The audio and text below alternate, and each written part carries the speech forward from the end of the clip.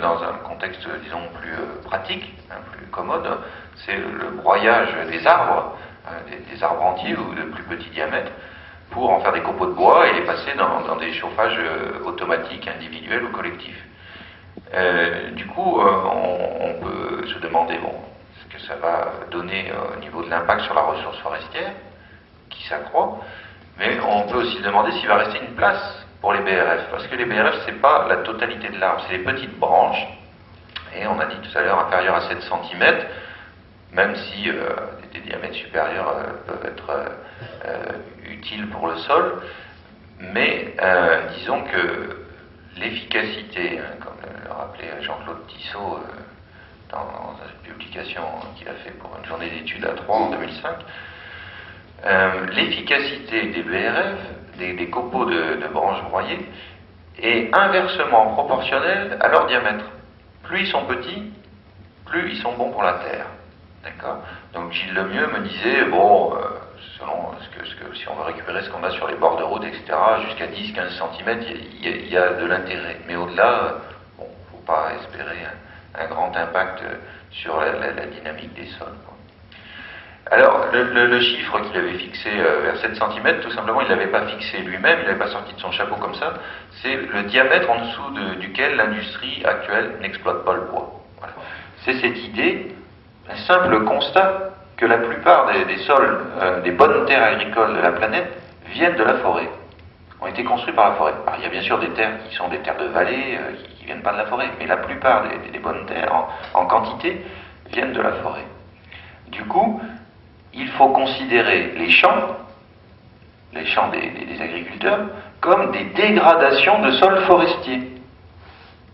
Et si ensuite on prétend faire des raisonnements agronomiques, la science de l'agriculture, sur les champs, en considérant que c'est la nature, en considérant que ce sont des espaces naturels, ben peut-être qu'on se fourvoie.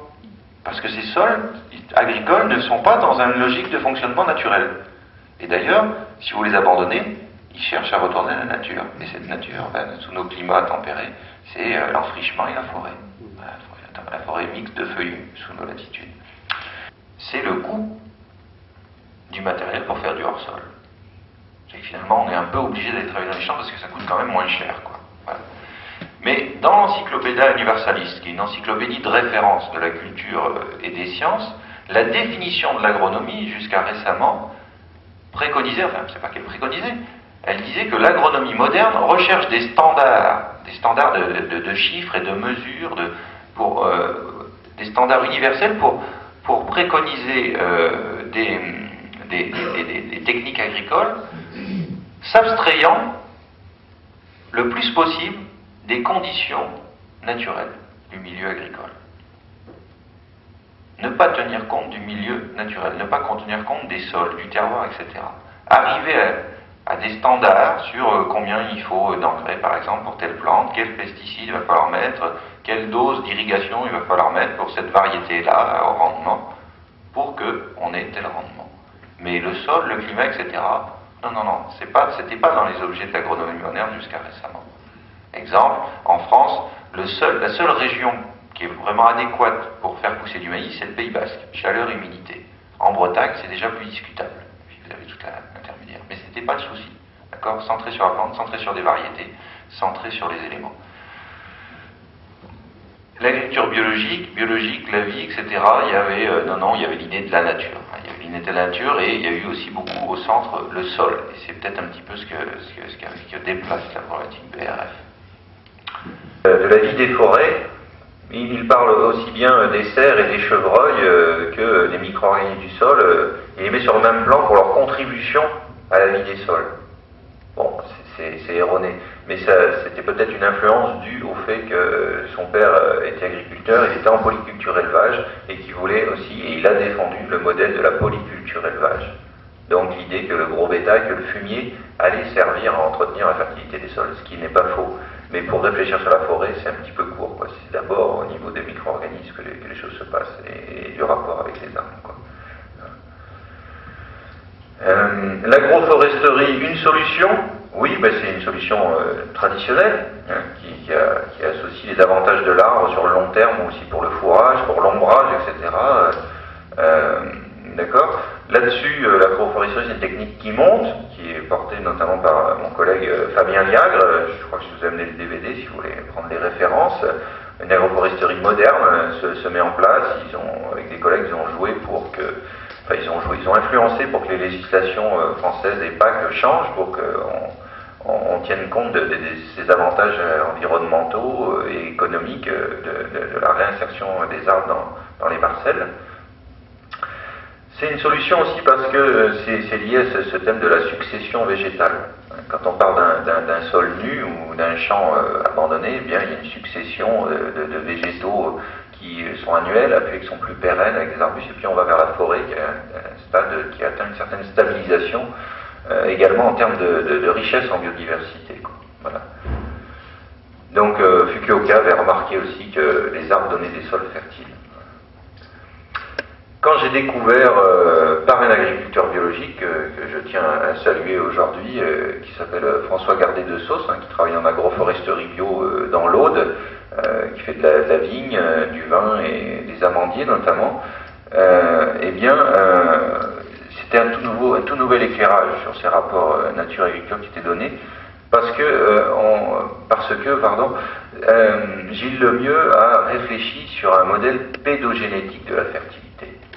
Alors, qu'est-ce que c'est ça?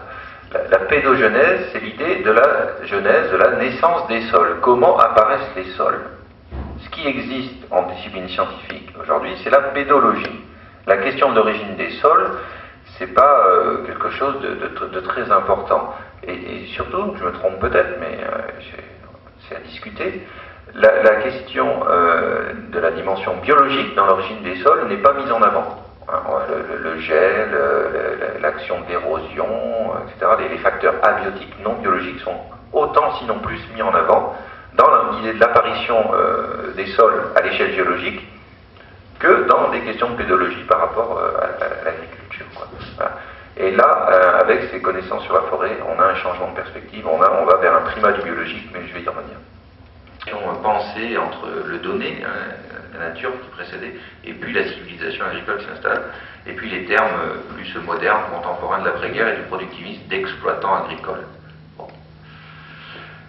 Cette idée de culture, donc, quand je vous dis qu'elle renvoie à l'idée aussi de culte, aux questions du sacré, c'est le primat du donné, c'est une expression de Dominique Bourg, mon directeur de thèse, c'est l'idée que la pensée écologique, une philosophie écologique, pense d'abord le fonctionnement de la nature, certes d'une manière globale, mais en tout cas de ce qui nous est donné. C'est pas l'homme qui est le principal objet du questionnement, parce que c'est en comprenant le donné qu'on pourra savoir comment situer l'homme et penser un développement durable, si vous voulez. Voilà. Mais pas en posant n'importe quelle question, en cherchant d'abord à comprendre qu'il y a un primat de données. La vie végétale, la vie animale nous a précédés. Si nous ne la comprenons pas, si nous ne la respectons pas, nous ne pourrons pas vivre correctement. C'est simple, mais ça a été pas mal oublié dans la modernité, qui insiste beaucoup plus sur la liberté de l'homme, sa dignité, sa puissance technologique, etc. Libéralisme moderne. Pour finir, moi je vais vous proposer l'optimisme d'une écologie humaniste.